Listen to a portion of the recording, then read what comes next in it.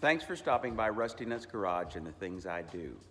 Today is part 3 of my camper van build, and I'll be installing a 2-inch receiver hitch on the back of my 2025 Ram Promaster.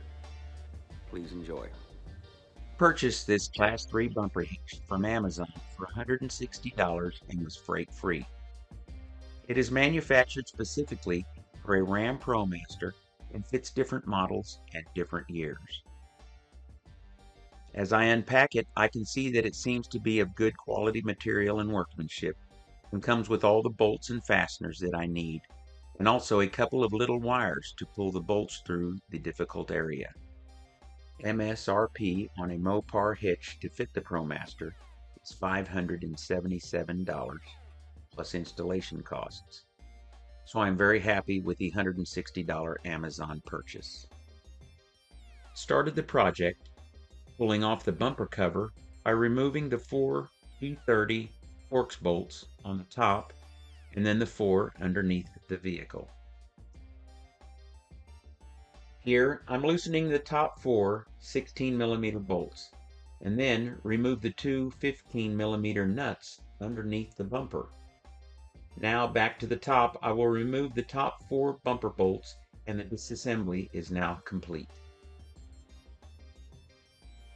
Now it's time to attach the bumper to the hitch. I will start by using the fish wire to install the 2 carriage bolts along with the square hole spacers. I've never used a fish wire like this before, but it really worked great. I left the nuts loose and will tighten everything at one time after it is totally installed.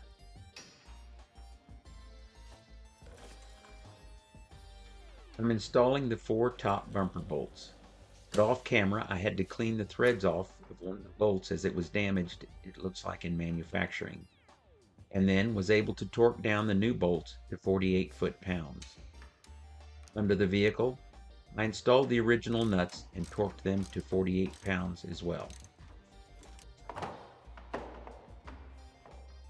Now it's time to fit the bumper cover on, but I will have to cut a notch from the bottom so that it will fit along where the hitch flange is. Here you can see I will have to remove about 1 inch to make it fit. And this is where you can see where I have to notch the bumper cover out. We used a 4.5-inch grinder with a fiber wheel to cut out the notch and then sanded it clean. And now I'm reinstalling the bumper cover by using the 4 Torx bolts on the top and the 4 underneath, tightening them down, and now the job is complete.